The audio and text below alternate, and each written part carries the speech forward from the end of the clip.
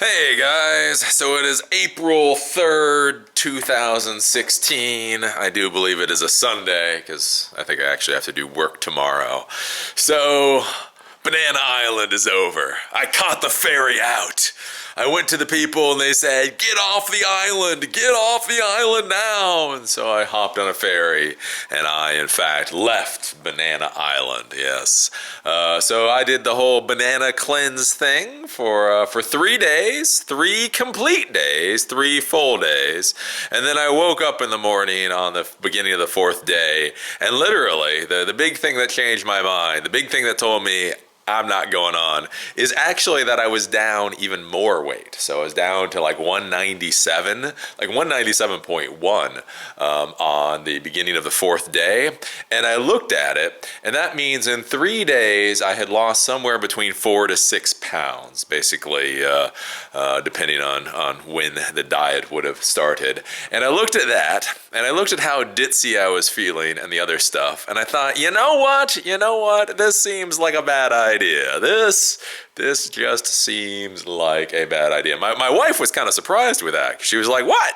You lost 4 to 6 pounds in 3 days. And I'm like, dear, that's not a good thing. That's not a good thing. Again, when I talk to you guys about this whole geek diet deal, I'm not trying to do the starvation diet. I'm not trying to do anything unhealthy, that kind of stuff. And again, you know what I'm saying? When you're losing 4 to 6 pounds in basically 3 days, after you've already been on an exercise routine for a month, after you've already been losing weight for a month, that's a bad deal. So, you know, if I had eaten like a bacon double cheeseburger pizza and drank a 6-pack of beer the night before I started the banana diet, and then I lost 6 pounds within 3 days, you know, hey, that kind of makes sense. Basically, I have a whole bunch of crap in my system, and in 3 days you can flush that out. But when I'm already eating pretty well, when I'm already exercising quite a bit, and then on top of that, you know, within that world, I lose a lot of weight.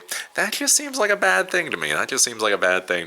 So that final day, that 3rd day, it was just feeling really, really, really ditzy. Just kind of like, I'm just kind of not here right now. Even though I was eating 30 bananas a day. And on the morning of the 3rd day, I didn't feel with it enough to go do my cardio in the morning, like I now like to do. So I couldn't do that the 3rd day, and I was like, well, that seems a little odd. And then the 4th day, I woke up. And that was the thing, like I didn't feel like doing the cardio, I didn't feel like doing the spin class, and I love my spin classes now. I didn't feel like doing the spin class, and then I got on the scale and it was like 197, and I was like, you know what, I'm just going to call it a day. I think I am just going to call it a day with this Banana Island. As I say, I don't have any major health problems that I see the way my wife does. So my wife is now currently on Banana Island. She says it's doing well for her. She's on her 4th day now. But again, she has some digestive issues. She has some issues after her 2 cancers and all that kind of stuff. And so for her, if there's a little bit of drawback, if there's a bit of detox, it kind of makes sense for her. You know, she has health issues that she wants to fix. For me, personally, I don't really feel like I have that many health issues I want to fix. Again, like I say, indigestion, I figured out my problems with indigestion. Don't eat garlic and onions. If I don't do that, right? As far as a couple of the other things, like I say, with flatulence or whatever, beans and nuts aren't good for me. So I've already kind of figured out the health issues that I see that I have. And I feel like I am on a good path already. So there's not a huge reason for me that I feel that I should just go down to this whole horrible road of detoxing or whatever. So the morning of the 4th day, I gave up. Because I was thinking about giving up the third night. I was like, I don't know about this. Then I went in, I saw all the bananas, and then I was like, you know what? Screw it. We still got all these bananas. I've only done it. I haven't finished even out 3 days, so I'll finish out the 3 days. So I did that night. So that was the last video I did. I wasn't sure I was gonna eat bananas that night, but I did. I went and I ate my 10 bananas, and then I woke up in the morning and said, screw this. I'm eating oatmeal. And again, I mean, that's something for you guys to think about with me saying screw the Banana Island is, so, you know, I woke up yesterday and I went, screw this. And so instead of having bananas, I had oatmeal and bananas for breakfast. And then I had farro and bananas for lunch. Still have a lot of bananas, but I had farro and bananas for lunch, and that tasted good. And then last night for dinner, I had a whole huge thing of spinach and tofu. So again, when I say I'm going off like the whole banana cleanse, again, it's not like I'm eating a bacon double cheeseburger. So I feel pretty good with it. So what are my thoughts then? What are my thoughts on the banana cleanse? Should you do the banana cleanse, or should anybody do the banana cleanse? The first thing that I would say with the Banana Island, Banana Cleanse, Banana Diet, whatever the hell you want to call it, is basically the question is, do you have a real reason to do it? As I said before in one of the videos, detox or tox, I don't know what the hell happens to you, but these cleanses can be really fucking painful. So again, the first day, I had just the most brutal headache, and I really did think it was from caffeine. But then again, even after I had coffee, I thought it went away for a little bit, but it went away for a little bit, and then came back brutal. So the first day was like this brutal thing with the headaches. The next day, I actually felt good, and the day after that, I started feeling ditzy. So I think one of the questions you have to ask yourself is there a real reason that you're doing the cleanse? And that's something to think about, because again, pain is relative. Pain is a relative thing. So if you have horrible indigestion, let's say this was back in the day before I realized garlic and onion caused me the problem with indigestion. So let's say you have burning indigestion. You have indigestion that just burns your throat, and you're trying to figure out a solution. Well, here's the deal. Eating the bananas was pretty soothing on the system, by and large. So no indigestion there, pretty soothing on the system. So if you're thinking, well, my throat was burning to high hell and back, and now I have some headaches. Headaches might be better than a burning throat. You know what I'm saying? So if you're doing the cleanse for a specific reason, let's say you're having like food allergies, because a lot of people have a lot of weird food allergies, and you just don't know what the food allergy is. Are you allergic to gluten? Are you allergic to garlics and onions? Do you have some other weird thing? That woman with tomatoes, I talked about that. The Institute of Health or whatever found out that some poor woman had an issue with tomatoes. And let's say you're just having a lot of reactions to food. You're just having a lot of massive reactions to food, and all you know is you want those reactions to stop. Those are brutal and horrible. Then going on something like the banana cleanse, going on the banana cleanse may be very good for you, because again, yes, it has its drawbacks, but if you're already going through pain and agony and all that kind of thing anyway, again, the headache of detox may be a small price to pay for letting your body heal a bit. So I would say the big thing, first of all, is if you should do it, is basically, do you have real issues? Again, like I said, my wife is trotting along on it quite fine, because she has things that she needs to deal with. Again, for me, I was going through it, and basically that was the big question at the end of the day. It's like, okay, I'm going to go through all this. All right, let's say I stay on this for 7 days. What do I think I'm going to get at the end of it? What at the end of it will be worth it? And I look around, I look at my life, and I'm like, nothing. If I start pooping bars of gold, if I eat so many gold pieces of fruit and I start pooping bars of gold, that would be worth it. But if I'm not pooping bars of gold, boys and girls, I just don't see the value there. So I would basically say, again, if you're having like real bad indigestion problems, if you're having real bad food allergy, food reaction problems, it probably makes a good bit of sense. Again, we'll talk about some of the things I learned with it.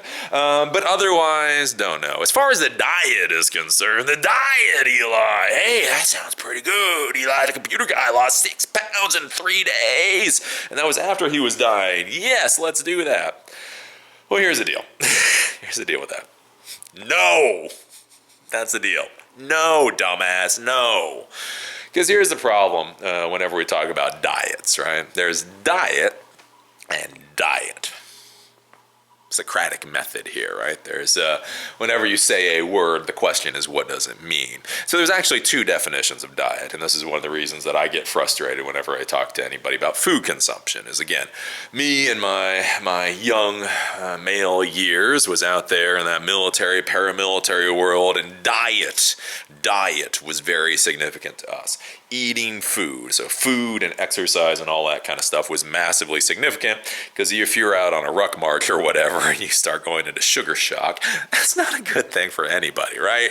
So basically the idea is you need to be in control of your body and you need to be in control of your food consumption, and basically food just doesn't need to be high in the list of problems that you may have.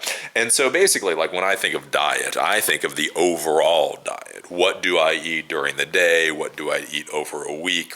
That kind of thing. So again, it's not about whether I eat a hamburger and bacon cheese fries once a week or once every week, every other week. It's whether I eat that every day type of thing. You know, what is the overall, again, when I talk about a lot of stuff, it's in money and success and all that kind of thing. It's not about the day to day. How are you doing per day? It's more like how are you doing per week, or how are you doing per month? And so the idea is, when I think of diet, is basically what you're trying to do is you're trying to set yourself into an exercise nutrition pattern that gets you to where you want to go. So again, you exercise this amount, you intake this amount of food, you add nutrients where you need to add nutrients, and you subtract things that you need to subtract. So let's say even on the calorie thing. So let's say you're going out there, you're exercising like I am now, an hour of cardio in the morning, half an hour to an hour of strength training in the afternoon. And so let's say you already have a 3,000 calorie diet, and so you look at your 3,000 calorie diet and you're like, okay, well, what are all the things that get me to 3,000 calories? And then one of the things that you find out is at night you eat ice cream. So you find out, like, 500, 600, whatever calories in your diet comes from basically sugar, from crap. And so you look at that and you think, okay, I'm doing all this exercise, I'm doing all this working out, I'm trying to get my body into shape. It's not about 3,000 calories. Do I want that 500 or 600 calories to come from ice cream, from basically crap, or do I think it would be wiser to have more oatmeal in the morning? Right, now that's the way that I think of diet, right? Because the idea is this is supposed to be something that you can continue on basically infinitum, right? So like when you're trying to lose weight, so like with me, I'm trying to lose weight, the idea, I'm happy with losing 1 pound a week. I'd like to lose 2 pounds a week, but I'm happy with losing 1 pound a week, because basically if I lose 1 pound a week, that's a nice steady course. And then once I get down to where I want to be, it's very easy just to level out. Right? You know what I'm saying? So it's like you come down and then, okay, I am to that 175 or 180, wherever I decided to end up. And okay, now that I'm here, I can either add in a little food, more food, or I can subtract a little exercise, right? So once I hit that 175, maybe instead of, an hour and a half, 2 hours of exercise a day, I'll back it down to 1 hour a day. It's that nice little glide, right? The issue that you get into, though, is a lot of people, when they think about diet, they think about a diet. I want to go on a diet, right? So the banana diet. No. No. Because here's the problem, right? Okay, so let's say on the banana diet, you can lose an amazing amount of weight. You can lose, right? You go all the way down, and you're gonna lose 10 pounds in a week, which you probably can. Like I say, I would give myself that 6 pounds in about 3 days. So if you give yourself like a week, you can definitely plummet in weight. The question though that comes up is what happens the day after. So let's say you lose 10 pounds in a week. Well, what happens on day 8? Or if you lose however many pounds in a month, what happens on day 31? And the issue is like with me yesterday, holy hell, it was really hard not to go out there and get a bacon double cheeseburger, right? After I'd already lost, I'd lost that 6 pounds, and I really have to tell you, it was brutally hard not to go out there and get a bacon double cheeseburger. It took all my willpower, and honestly, probably the only reason I didn't go out and eat something really horrible last night was simply because my wife is still on the banana island, and so she gave me that wife evil look and said, "You will not bring it in the house." She was like, you can go out there and eat whatever the hell you want, but you're not gonna bring that crap in the house. And then I sat there and I was feeling kind of lazy, and I was like, I ate tofu. I wanted a bacon double cheeseburger, but right. And so that's the issue that people run into with these diets is, you go through it and you go all the way down, but then again, like I say, what happens on day 8, and you are just ravenous for this other stuff. And so if you haven't functionally changed what your diet is, right? If you haven't changed how you go about eating all the time, then all that's going to happen is you're going to lose that 10 pounds. You're going to go out there, you're going to binge. Like I said yesterday, oh my God, I wanted to binge, right? And then you're going to gain back, the 10 pounds, and then maybe even more some. And you haven't really gotten anywhere, right? And so that's why I like the nice little glide path. So if you're going to do a banana cleanse, I would say, and you have issues, you have reasons to do a banana cleanse. Seems like it makes sense to me. If you're going to do a banana diet, just stay the hell away from it. Because I will say there are some good things about the banana island thing if you're doing it for a cleanse, and some bad things if you're going to do it for a diet. And I would argue as a diet, it's a gateway to just eating disorders. Like this is a gateway food scheme to eating disorders if I have ever seen one. Like most like schemes to eating disorders are pretty difficult. Like you look at them and you're like, oh wow, it would be really kind of hard to get into that kind of thing. This is one of those gateways to eating disorders that actually can be shockingly easy, right? And the reason that I have to say is with the whole banana thing, with the whole banana island thing, and just eating bananas per day, is it's really not that hard to do. If you're willing to suffer the consequences of detox or whatever the hell it is, right? It's not that hard to do. So you go out and you buy a whole crap ton of bananas and you just eat those bananas day in and day out. And one of the things you can do is like if you're really going to do the whole banana island thing is basically you get all the good food out of your house. So make sure if you're going to do this, there's no potato chips in your house, there's no nuts in your house, there's no snacky food in your house. You get rid of all the snacky food and all you've got left is bananas. And so what I found was with doing it, at least for most of the 3 days, is I felt like I got enough calories out of it, or I got enough calories out of it to not be in starvation diet mode. So like a lot of the diets, they get you into starvation diet mode and you get a kind of little shaky, you get a little kind of sweaty, you really just don't feel good with it. The interesting thing with this is I didn't get into that caloric problem. Like realistically, if I wasn't exercising as much as I am, I probably could have kept going, right? Because like for me, like the big thing that came for me is I started to like to do this hour of cardio in the morning.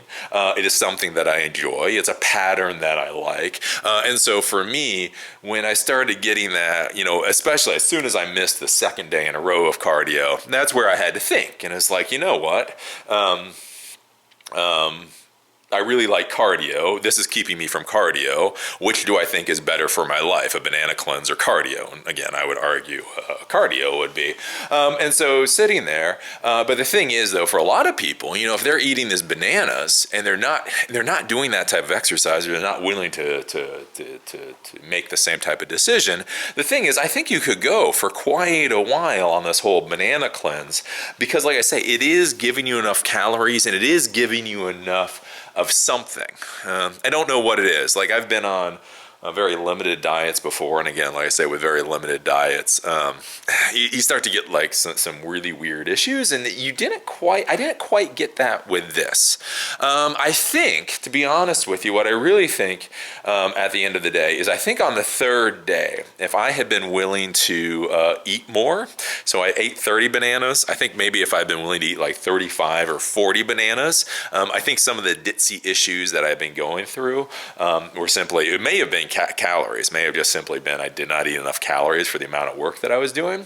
And so that's a thing. And so what's good is if you're doing this for a cleanse, you do get enough whatever your body needs to make you feel like you can keep going and going and going and going for quite a while.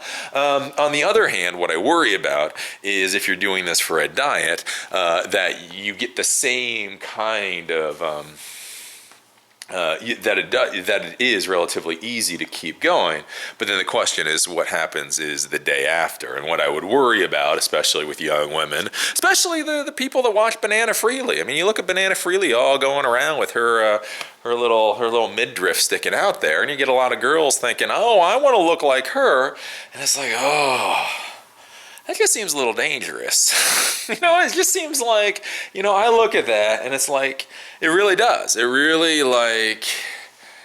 does, because what happens on, like I say, the 8th day of the diet when you give up and you go out there and you binge on golly knows what, and then you go up and then you diet again and you go up.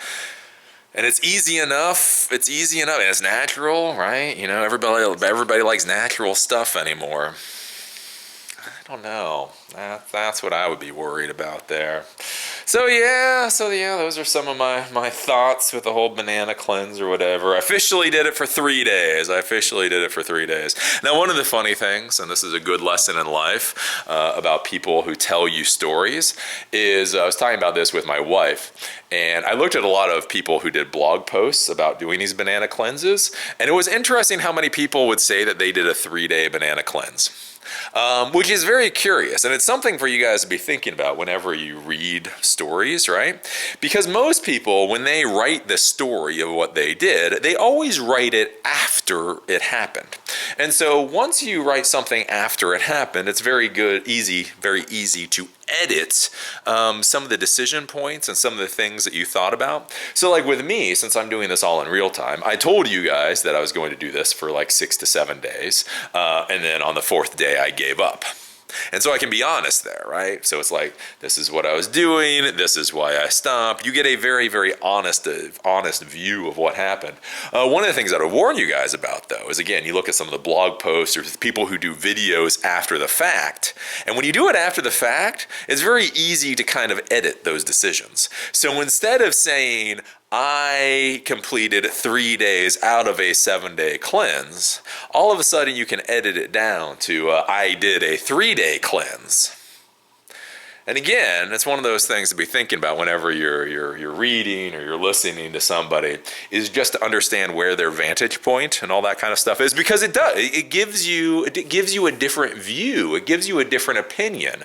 If somebody says, I did a 3-day cleanse, that fundamentally gives you a different perspective than I completed 3 days of a 7-day cleanse, right? Because if I say I did a 3-day cleanse, then it makes it sound as if I succeeded. I planned to do a 3-day cleanse. I did a 3-day cleanse. There we go. Whereas if I say that I meant to do a 7-day cleanse and I only got a 3-day cleanse done, then like I say, it changes the entire perspective of how you look at something. So that is something I would have you guys think about. Like I say, whenever you're reading, especially like I say, any of these food people, any of these diet people, because the big issue that I see with so much of this food stuff and this diet stuff since I've been looking into it is the problem is people's egos get involved. All right, ego is where everything goes downhill. As soon as ego gets involved, it goes downhill, right?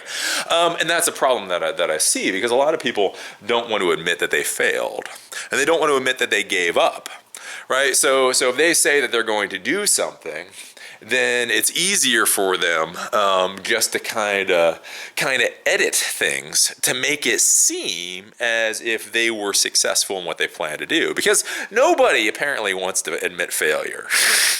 I admit failure. Again, like I say, in the technology world, the startup world, the business world, right? What is it? 1 out of every 10 ideas succeed, which means you have 9 failures. And so for me, as a geek coming out of the technology world, what I have learned is that in life, what I care most about, what I am most interested in, are failures.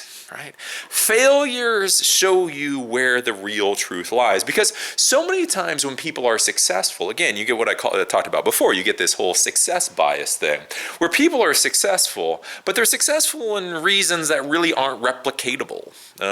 Again, if you started a .com company during the .com bubble, right? The lessons that you can give people, they might be good lessons, but a lot of the reasons for your success are simply because you started at the right time, right? Again, like I say, when you look at some of these diets or whatever else, a lot of the reasons for some people's success is, what is their own body chemistry? What is their own anatomy? What is their own makeup, right? If you're allergic, if bananas are good for your body and you go on a banana cleanse, you will have success in a way that somebody, if they're allergic to bananas, won't. Right? But the issue that you run into with a lot of people, like I say, is whenever they talk about things, they don't want to talk about the failures. They just want to talk about their successes. Look how cool I am. I succeeded. And so that's where you have to be very, very, very, very, very, very careful with whenever you read about this stuff, because you don't really know what perspective these people are coming from, especially, like I say, this is one of the things like with the vegan community, is simply not wanting to admit sometimes when some vegan things don't work out.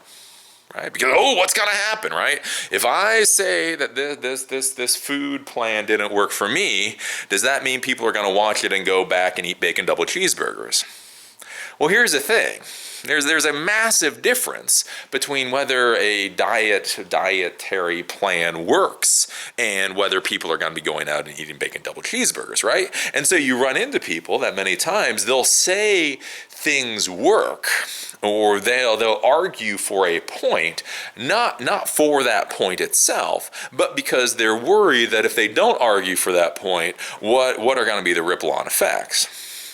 Well, again, that's good for their politics or whatever, but for you, that absolutely sucks. You may be sitting there like gasping in pain, just things are going absolutely and utterly horribly, and you don't really understand why, and the reason is because you've been fed a load of crap because people, want something out of you. Again, you see this a lot, like I say, in the startup world, where so many people in the startup world are rah startups. So, venture capitalists and politicians and all these people in the startup ecosystem are you need to go out there and create a startup. Well, here's the problem. Most startups fail. Again, like I said, I was watching one venture capitalist who said 2 out of every 64 startups he invested in, he expected to succeed. Well, and that's the thing. And so those 2 may be the next Facebook and the next Uber, so they may be massive. But that means you have 62 founders that basically crater into the ground. Well, what happens is everybody hey, you need to get in the startup. Startups are great. Startups are wonderful. Blah, blah, blah, blah, blah. And so they get this idea that that's the place that they need to be. And then when they crater into the ground, well, who the hell cares?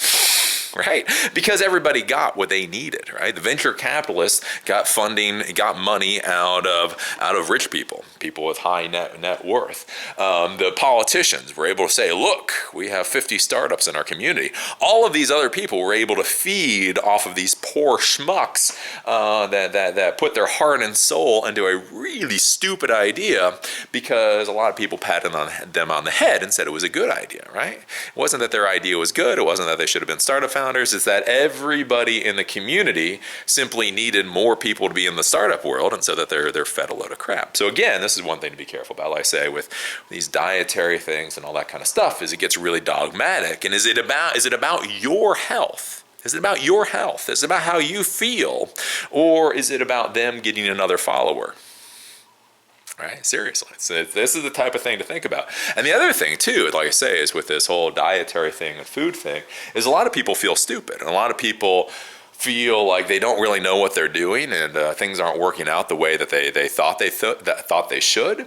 And so, again, something to be thinking about is that if they proselytize and if they convince other people to come to their way of seeing the world, then that reinforces what they're doing. Right? So if they go to you and they tell you what they're doing is amazing, this is wonderful, this is great, and then you start doing it too, then they feel like, oh, okay, then I'm not as stupid as I feel, right? And then you're doing it, and then you're like, damn, why do I have all these headaches? Why do I feel tired? Why do I feel like crap? And you go, huh? And then you go back to that first person, you go, I'm just curious, do you get headaches? Do you feel like crap? No, I don't. Do you? And then it's like, oh, I don't want to seem like I'm failing. No, I don't either. And so you get this whole weird little self-reinforcing, self-destructive thing just because people want to all be doing the same stuff. So something to be thinking about there. Well, that's one of the things to be thinking about. Like I say, whenever you're reading or listening to people that do all this kind of stuff, is think about what is their perspective? Where are they coming from? Is their motivation to tell the truth? Is their motivation to explain the experience they had or have? Or is their motivation to not seem stupid? Is their motivation to proselytize? Is the motivation to convince people to a new way of life? It's a problem you run into. So I guess the final thing for today, too, is whenever you're going to be giving up on something and feeling sheepish, is one of the hard parts with giving up on anything. And again, it is giving up. I did not fail. I want you to know I did not fail. I gave up. And I'm proud that I gave up, but I'm happy to give up. Winners quit. This whole thing, winners never quit, is a bunch of crap. Whoever came up with that concept needs to be smacked. The next time you hear somebody say winners never quit, just look at them and say, you are a stupid moron. If you honestly believe that, you probably haven't won much in life, right? But quitting is a good thing. And the reason quitting is a good thing is because, again, a lot of times things don't work for you. 9 out of 10 attempts at almost anything are going to fail. You're going to go out there, you're going to try, you're going to fail. And so again, what you learn in the technology business world is there's one of two things that you can do when you can see that failure is imminent, when you can see that you're going to be having issues that you don't want to deal with, is one, you can give the fuck up. I'm done. It's like, okay, if I win, if what I do is successful, what are the benefits? Okay, I can see what the costs to get those benefits are going to be. Is it worth it? If the answer is no, then you just give up. Giving up is fine. What a lot of people do, though, is they just struggle through. They just power through. Man, winners never quit, and quitters never win, is what stupid people say. That is what stupid people from the 1940s say. That is a great mentality. That is an awesome mentality for slaves. If your goal in life, if you go to bed at night and say, please, oh baby Jesus, let me be a slave tomorrow, then yes. Winners never quit and quitters never win. Because that is a mentality that is absolutely awesome for slaves. If you just want to be that just worthless piece of crap that just gets crapped upon in life, that is a great phrase, right? But that's what a lot of people do, is they have this idea that, well, winners never quit and quitters never win, so I gotta power through. But so many times it's like you have these people that are powering through, and something that you have to think about is there's a bunch of costs whenever you do anything, whether it's dieting or whether it's business. There's the actual cost, so there's the monetary cost, however much it costs, bananas cost money. Then there's the resource cost, so, whatever resources you put into it, there's that cost. But there's one cost that almost nobody ever thinks about, and it's the most important cost out there. It's the most important cost, but nobody ever thinks about it because they're all trained to be slaves. It's the opportunity cost. Opportunity cost. And here's the thing, right? If you're a slave, you don't got no opportunity, so there ain't no opportunity cost.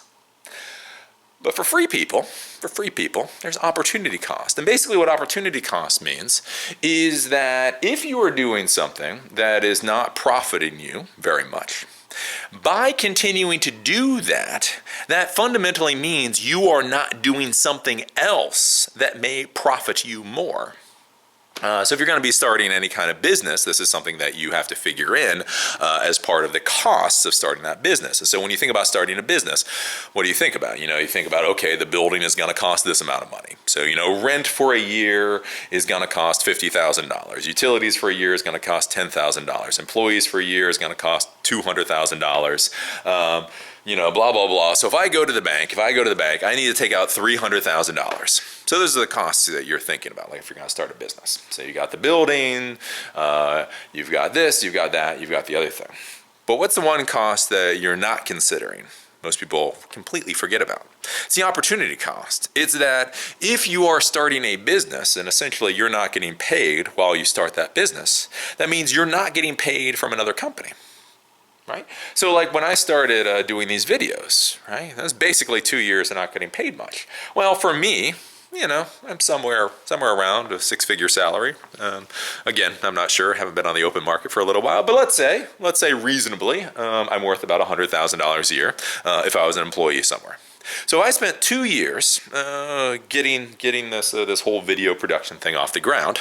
Not only is there the cost of servers, not only is there the cost for AdWords to advertise, not only are these other, buying video cameras and all these other costs, but there's also the opportunity cost of while I was doing this for 2 years, I was not earning $200,000 somewhere else. So if you look at the overall cost for starting a business, not only is it all these things that you're normally thinking about, but it's also the money that you're not making doing something. Now, why this is important is because a lot of people just keep struggling along. They keep doing it. They keep, quitters never win and winners never quit. Quitters never win and winners never quit. Quitters never win, quitters never win, right? But the problem is while they're pushing forward, while they're doing this, while they're so focused on this thing that is going to fail, it's already going down in flames, right? Both wings have popped off, flames are shooting out of the engines. You're already going to the ground. But hey, they won't jump out. They won't jump out with their parachute on because they're going to ride this damn thing because winners never quit, right? The problem is then you ride it into the ground, and all of that time you could have jumped off and been doing something that may be more successful for you. So again, like I say, with a lot of the startup businesses, you go out there and you try one thing, you try another thing, you try another thing, and then you find the thing where you're actually successful. Whereas if you find you find your first idea, your first concept, and you just keep riding that, even though it's not going anywhere, then you're not going to get anything, right? And so this is one thing I'd be worried about too, like with not giving up on, or with not being willing to give up on things like diets, is that again, some diets don't work for some people, right? Some people like that whole starch solution thing. Some people like the whole fruitarian thing. Some people like the whole raw food diet. Some people like paleo, right? But here's the thing: if you keep focused on something, even though it's not working out well for you, you may just keep going down that path without finding what your actual solution is. If that makes any sense. I was going somewhere with that. There was somewhere I was going. I feel like I'm walking in a circle today. But yeah, it's the opportunity cost. The weird thing though is when you do have to give up, one of the problems is giving up. You then have to deal with your spouse or your other people, and you have to learn to be sheepish about it, right? Right. So again, when I closed down my business, back when I closed down my consulting company back in 2009, honestly, the hard part was not shutting down my business. Shutting down my business, firing the employees, getting rid of inventory, that actually wasn't the hardest thing. It was going and looking at my wife. Having to look at my wife, right?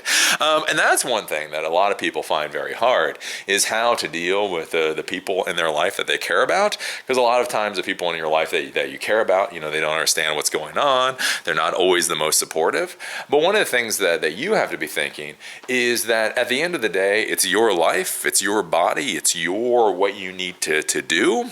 And so if you continue doing something simply because you're sheepish about how the other person will feel, that is probably going to be a very bad thing. So right now, I'm going through the whole sheepish phase because I ate 40 pounds of bananas. The issue is I've got another 40 pounds of bananas.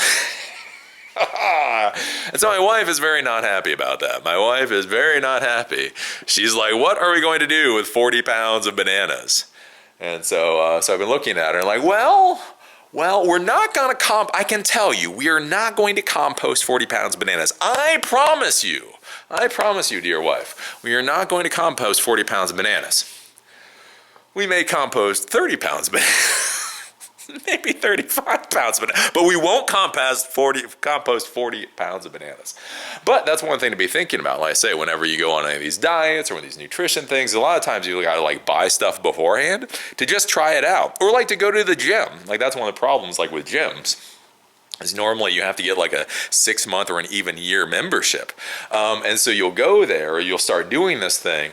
And then even when it's not working out for you, you keep going because you don't want to seem like a failure. You don't want to have to confront your friends or family members or loved ones and deal with whatever they may think. And so you keep going, and that can be a very bad thing. So I know this because, like I say, my wife has given me like the evil eye on the 40 pounds of bananas. But again, at the end of the day, what am I going to do? What am I going to do? Am I going to do something to my body that very well may be unhealthy? Am I going to continue on a path which is bringing me less and less enjoyment and going to bring me benefits that I don't really care about? Or am I going to do what needs to be done? I'm going to do what needs to be done. Well, I've already done what needs to be done, right? But again, this is that type of thing to think about, because a lot of people are like, oh, I can't. Oh, what will people think if I give up on this? Fuck them. Fuck them. Fuck them. I don't give a fuck. All right. Again, like I say, sometimes that's the thing, is you have to go and you have to be sheepish sometimes. You have to go, oh, well. And that's one of the issues too, is a lot of times, like whenever you're going to be starting a project, you have to put a lot of bullshit out there, right? Again, this is a big thing, like in business or anything else, is if you're going to go out there and if you're going to try something, like you have to exude success, as they say. The more successful you act, the more likely you are to be successful. Operative word, key word, likely. Likely. It doesn't mean you will be successful. You can be the most arrogant jackass the world has ever known and still fail miserably, right? And so that's one of the things. You go out there, and so whenever you're going to be doing something, right, you got to get motivated for it. Because again, like something like with diets or whatever else, a lot of it's a head game. You got to be in the game. You got to, oh, I'm doing this. So you go out there and you tell people you're doing it because you want that. You want that social motivation. You're going to go out there, and then right? But you got to be willing to tell that to people. Like, oh, what happened with that? Failed. I thought you were doing a banana cleanse. I was for 3 days. Weren't you doing it for 7? 7? No. Did I say 7? No, I said 3. I said 3 days. But again, you get a lot of people, they just keep going on because they can't deal with that idea that people will think they're failures. And that's the biggest thing to get over in life. And that's one of the reasons why I'm doing these vlog videos, is again, to show you guys like the more rounded view of how you're successful. Because again, when I talk about technology, especially nowadays, it seems like anybody who understands technology can be successful, which actually isn't true. But it's more these overall ideas, it's these overall concepts, is again, like trying the banana cleanse. Eli, why are you trying the banana island? Because I'm curious. Because I'm curious. I've heard of the banana cleanse. The banana cleanse seems like something that I could do, and so therefore I am going to try the banana cleanse. Let's see what the hell happens. And then you find out all of these weird things when you're dealing with the banana cleanse. You find out about detoxing, you find out this, you find out about that. But then the other thing, like I say, just as you experiment doing it, one of the other lessons is also the idea of giving up. Giving up is great.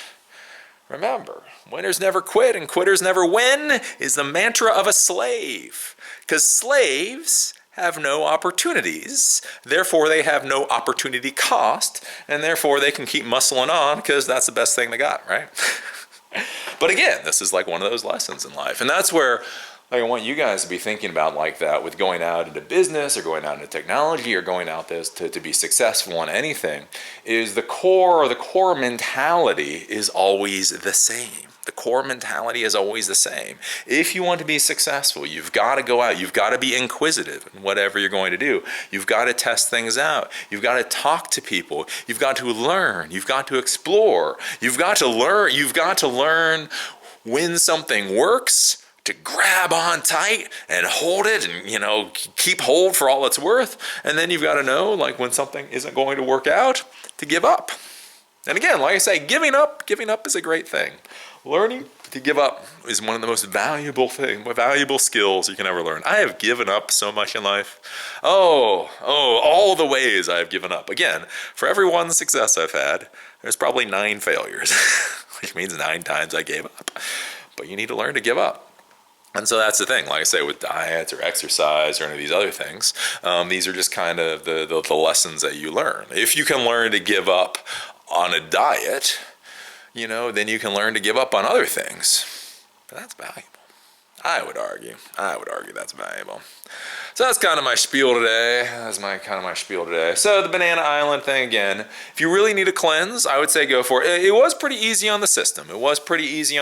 All in all. Again, I did get the headache, but as far as my digestive system went, I had no indigestion. I had no acid reflux while I was doing it, 0. So I guess that's a good thing. I did have a headache. The first day, but that went away by the second day. The third day, I was feeling ditzy. I do believe, though, if I had been willing to eat more bananas, I think that was a bit of a starvation diet. Even 30 bananas, which should be about 3,000 calories, I do think I didn't have quite enough calories if I had really wanted to push it. I do have to say, though, on the third day, I started having a lot of gas. They say with these bananas, you're not supposed to have a lot of flatulence. I was starting to have a lot of flatulence with it, so I don't know what that was about. But yeah, overall, like I say, as a cleanse goes, if you're going to do a cleanse, if you've been thinking, I really want to do a cleanse, seems like a decent cleanse. I mean, it seems a crap ton better than the juice cleanse, and a crap ton squared better than a cabbage cleanse. So I have all the cleanses out there. It seems like a pretty decent cleanse. I think the only thing that I would argue for that I would do differently is if you are interested in doing it, I think I would actually argue for doing a 3-day cleanse first. Because 1 case of bananas, so 1 40-pound case of bananas is more or less 90 bananas, and so that would be 3 days. So one thing that I would think, like if you are having issues, is you can struggle through about 3 days of anything. Because like 3 days, you would have to do 3 days of something to get any idea of whether or not it works for you. So what I would argue is I would say get 1 case of bananas, do it for 3 days, see how you feel at the end of the 3 days. And then if that worked for you, then I would say give yourself like a week to get enough nutrients or whatever back in your system, and then go and then do the 7-day one.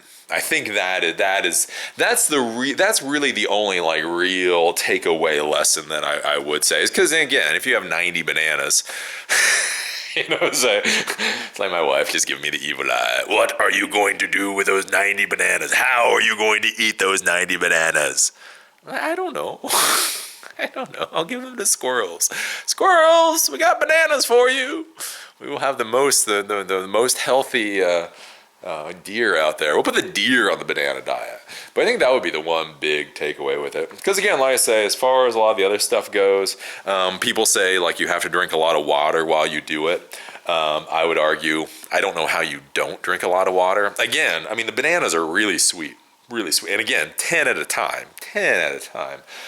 So I don't know how you wouldn't drink a lot of water. So yeah, you do have to drink a lot of water. As far as like constipation, I pooped quite a bit. I peed quite a bit. So all that kind of stuff, it was all pretty good. So yeah, that would be my thing. I would say probably though, if you're really doing that for a cleanse, if you really are doing it for a cleanse, I probably would either back off or not do the exercise routine. Because again, I think that was like the real killer for me is like I say, I really do like this exercise routine now. Again, like I say, hour in the morning, half an hour to an hour at night. I really like that. I really enjoy that. And so when it felt like my energy was going away to not let me do it, I had to weigh how much which was the good, what I wanted.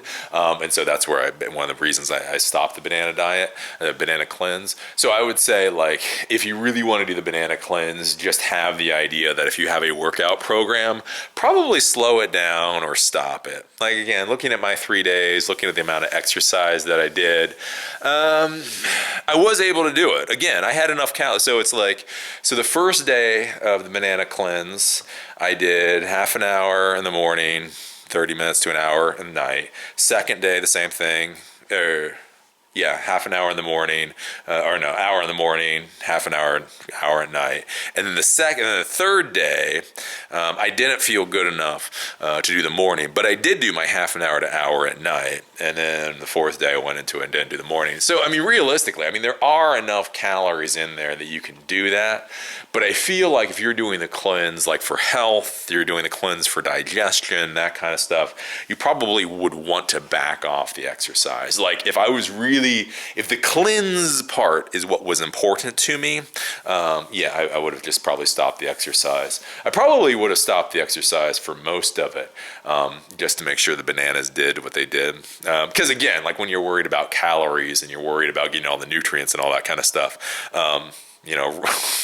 basically exercising an hour and a half to 2 hours a day, that only strains the body more, right? The more you exercise, the more calories and nutrients and all that kind of stuff you need. So yeah, I would say back off that. But yeah, that's what I would say with the cleanse, though. Those are the things. I would say start off with a 3-day cleanse. If I was going to do it again, I would say start off with a 3-day cleanse, and then if you really do want to cleanse is what you're going to do. Then I would say just think about cutting back on the exercise or stopping the exercise. That would be my thought. As far as the banana diet thing going, as a banana diet, seems like an atrociously bad idea, I do have to say. It really does. I mean, to me, it seems like just a gateway to an eating disorder. It really does. It's kind of funny because, like I say, Freely, the banana girl or whatever, Freely, whenever you look at her thing, I guess she had like eating disorders. And so this is one of the ways that helped her. And so again, that's where I worry about success bias.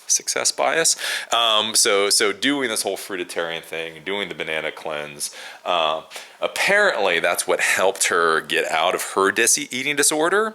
And so when you watch her stuff or you hear her, she talks about how this is how she got out of the eating disorder. I'm a little worried,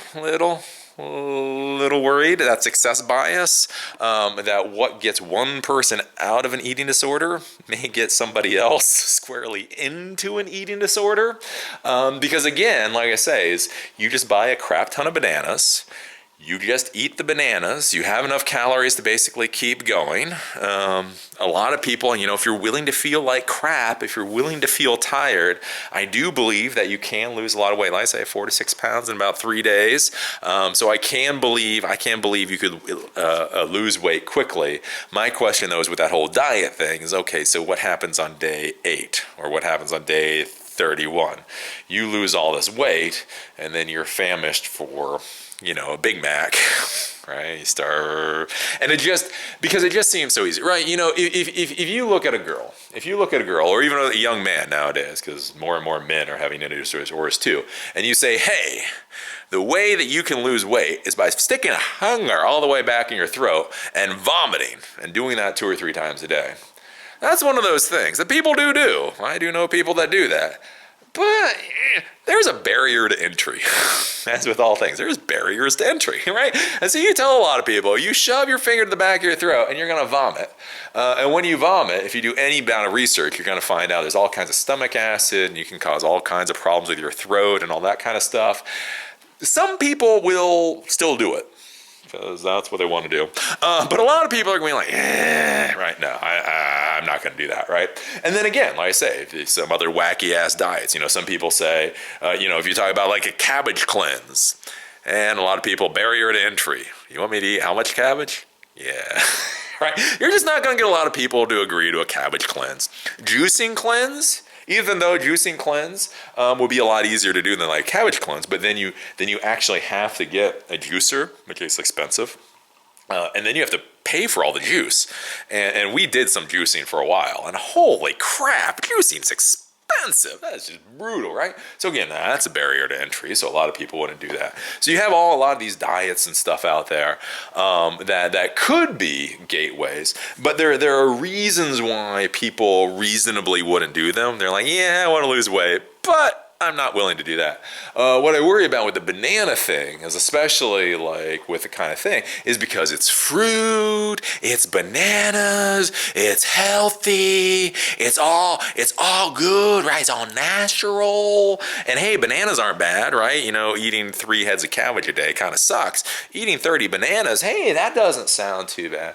And so that's what I would worry with it, is it seems like it could be kind of like that gateway to eating disorders, where you have some girl, who's like 17, who has a little bit of normal weight on her because she's fucking 17 years old. She's not supposed to look like she's 25. And so instead of just learning to accept that, going on YouTube and seeing Banana Islands, going, oh, the way that I'm going to lose weight is bananas. And see, bananas just seem so easy. It seems so easy, right? So that's my concern. That's my concern with the banana diet. Stay away from the banana diet. No. If you want to diet, start exercising, eat better. Exercise more, eat better. Exercise more, eat better. Eli's diet plan. Anyways. That'll sound a lot better once I'm down to my 175 pounds. But I swear to you, I think that's the best way to go. Because again, and that levels you out. That gets you to where you want to be. Because that's the whole thing. Like with the Atkins diet, I knew so many people that went on the Atkins diet, and again, the Atkins diet seems like a decent idea, right? So you look at it, it's like, okay, well, it may not be healthy for you in the short run, but you're going to lose the weight, and then it'll be better for you afterwards, right? So if you can lose a lot of weight quickly, and that's the thing with Atkins, right? So if you look at Atkins, that's the idea. Is it may not be great for you, but you can lose a lot of weight quickly, and then once you're down at whatever weight you're supposed to be, then you just maintain that. Which sounds really great. So when I first started Atkins diet back in the 90s, that seemed awesome. Again, it was like, wow, that seems great. But here's the thing, it's now 2016, and I know people that have been on the Atkins diet for a damn long time at this point. Right? It's like if you go on the Atkins diet for like 6 months, I'm not saying it's the best thing in the world for you, but your body can probably handle it.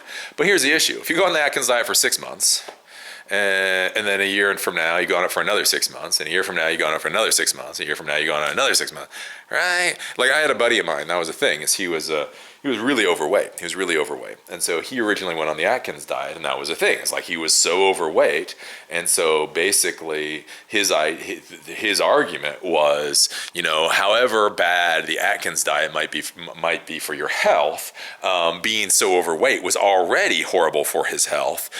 So he would take a little bit of extra unhealthy so that he could get down to a decent weight and be healthy again. But then the problem became, this is what he did.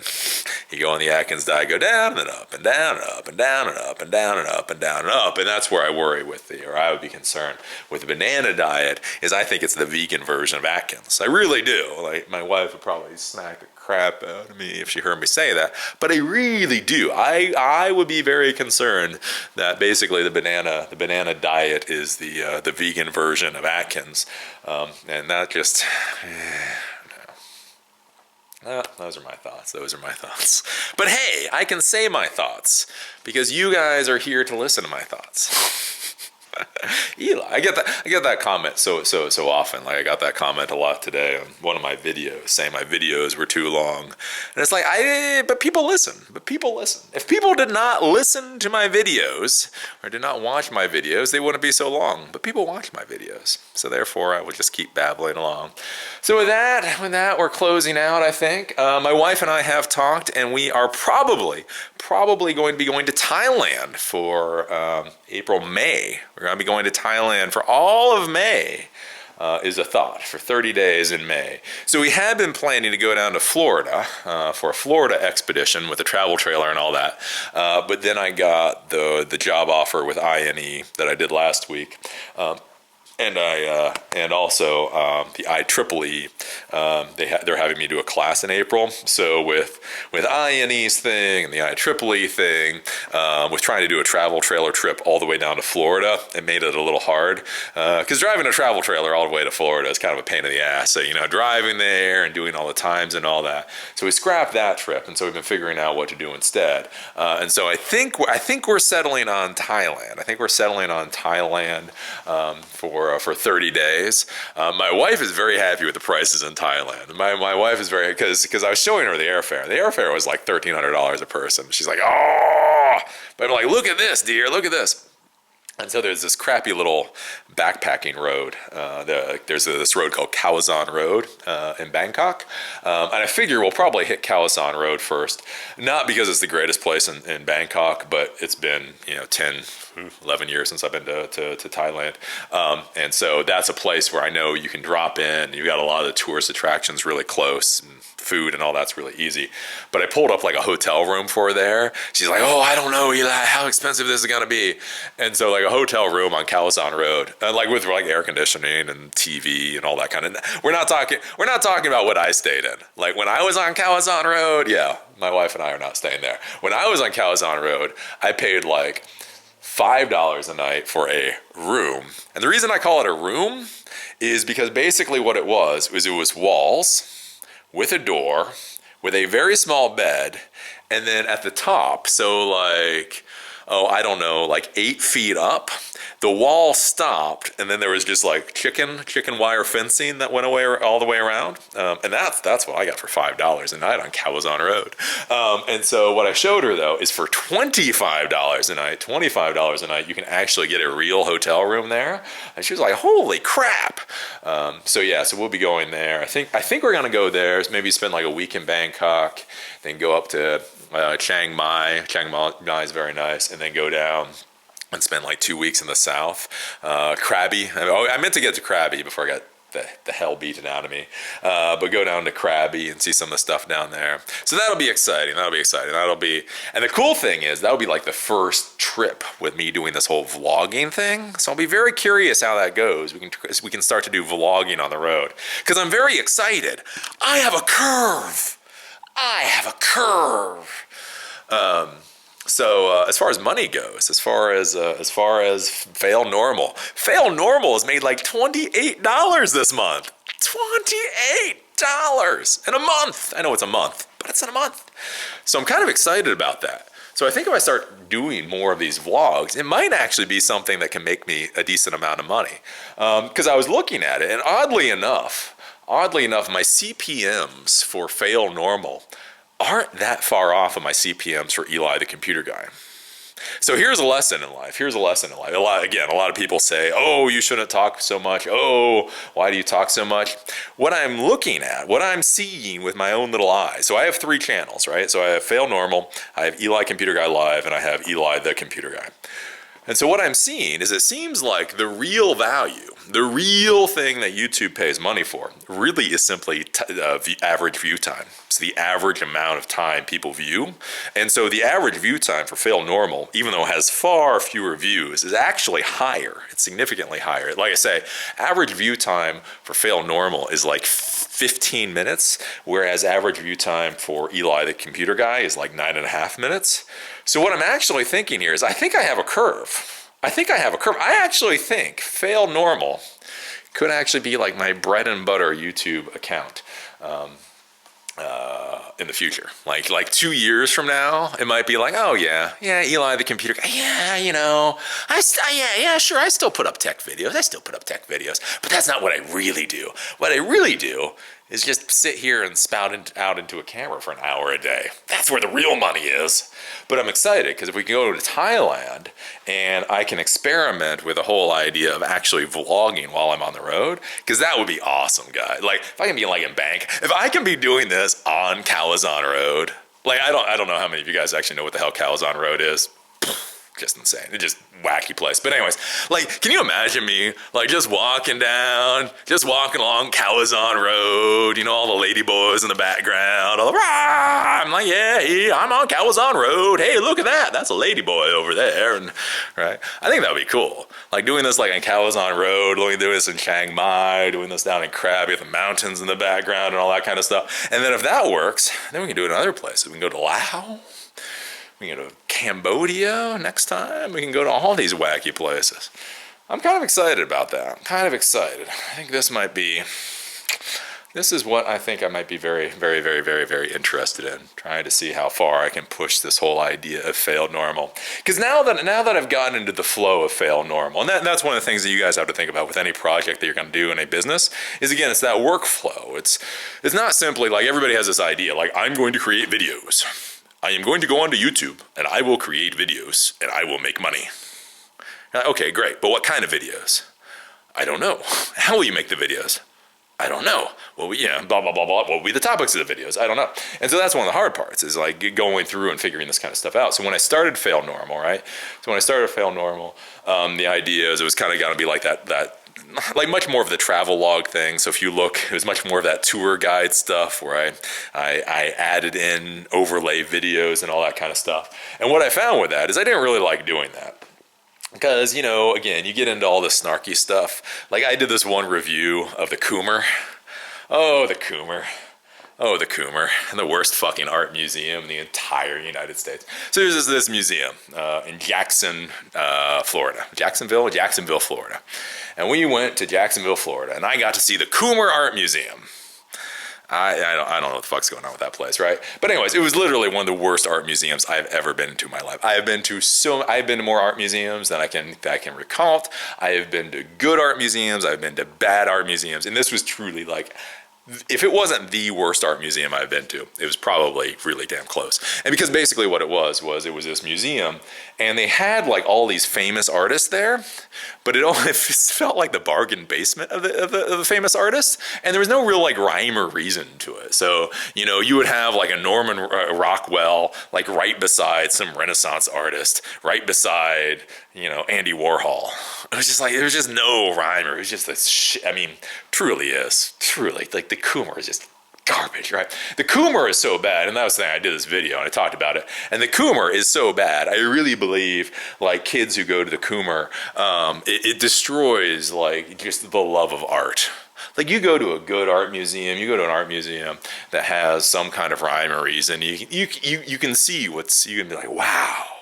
Whereas I say the Coomer was just garbage. But that was the thing. And so I talked about that and was reviewing these different places. And then I reviewed the Coomer. And oh my golly, I got so much hate off of my viewpoints of the Coomer. And so that was one of the things I realized doing that kind of stuff is I don't really want to like review a lot of places. Because then you get people's egos involved, right? And that was the thing. Like I got so much hate over my review of the Coomer, not because the Coomer was a good art museum, but because people felt so damn offended that I would say anything bad about Jacksonville, Florida. How dare you talk about our city that way? It's like, well, you got a shitty art museum. What can I say? But that's why I'm interested in doing this kind of stuff, is because I can talk about all these things, and it's not really that review thing. I don't think it gets people's egos into it the same way that those first types of videos that I did on here do, and it can be more relaxed and more enjoyable and just talk about all this random stuff. Because I think there's a lot of good random lessons in life, and I'm out there bouncing around doing all kinds of wacky stuff, so I can talk about all those good, nice, random lessons. So I think this will be good. I think this will be successful. I'm looking forward to go to Thailand again. I'm not looking forward to the airplane ride. My wife was just looking at that, being like, "Is that right?" Like, does that include the time difference? It's like, no, the time difference doesn't get involved there. Yeah, when they say it's 24 hours, they mean you got on an airplane here, and 24 hours later you get off an airplane in Bangkok. That is just what I'm not looking forward to. I don't know how many of you guys have done like round the world trips before. It sucks. Sucks. I've been to India, and I've been to Thailand, and 24 hours on an airplane sucks. That is just like, because that's what my wife and I were talking about that this morning, and she was like, how's it gonna feel? Like, so if it's 9 o'clock in the morning there, what's it gonna be like here? So what's it gonna feel like when we get off the airplane? It's like, dear, it's gonna feel like hell. I don't care if it's 9 o'clock in the morning or 9 o'clock at night. It doesn't matter. It's just going to feel like shit. How are you going to feel like? What are you going to feel like when you get off the airplane? Shit. You're going to feel like shit. And you gotta feel that way for a couple of days. And that's one reason too, like some of you guys, if you know what Khao Road is, you might be getting a little snarky with me. Oh, why would you stay at Khao Road? But that's one of the reasons we go to Thailand. We'll go to Khao Road. Khao Road is essentially 24 hours a day.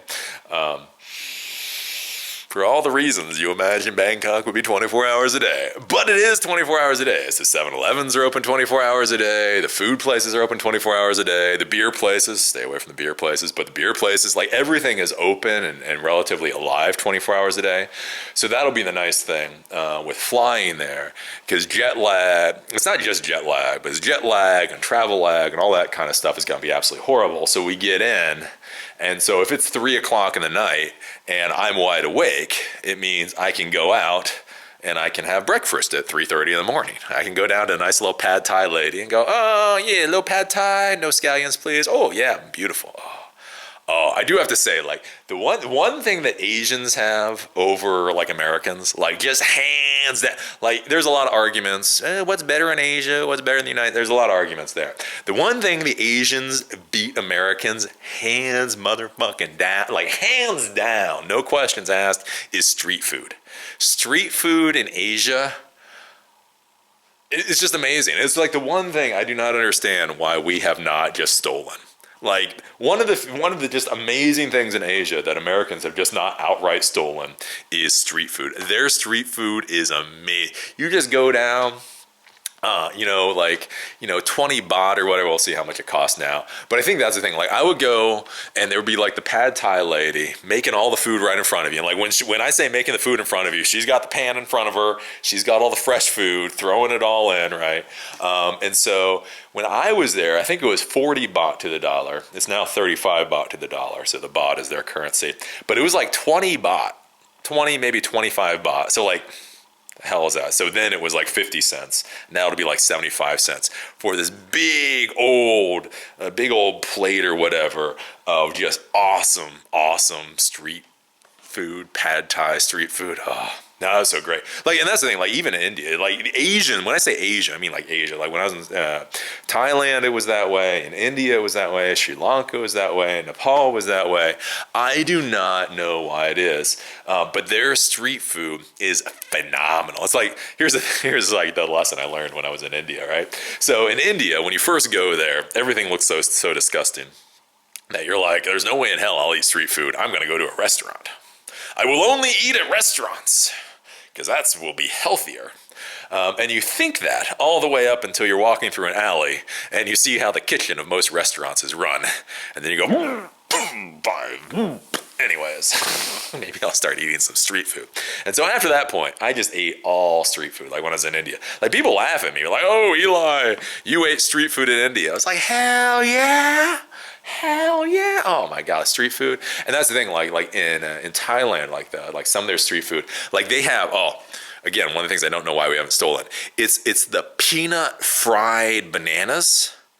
Oh my god, they take banana. I don't know what the hell bananas is. They take these bananas and then they like fry it in like peanut oil, but it's like peanut oil with the actual chunks of the peanut in there. And they pull it out. Oh my god, that's so good.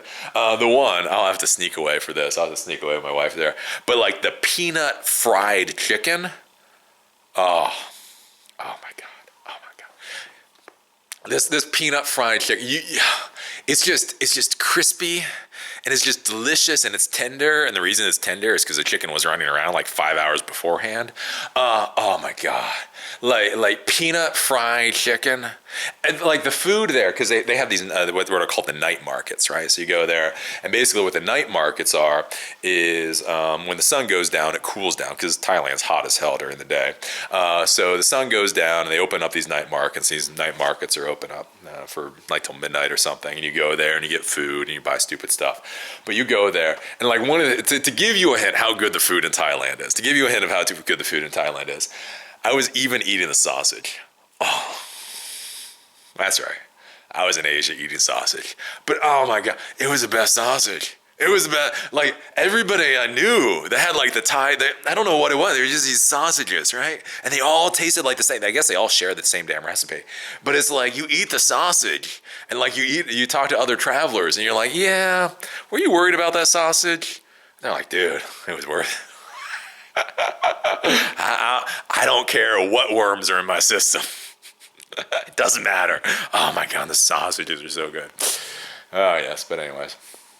So my wife will be having a very fun time eating all the fruit she can get a hold of because there's lots of fruit. If you're a fruitarian, insane amounts of fruit.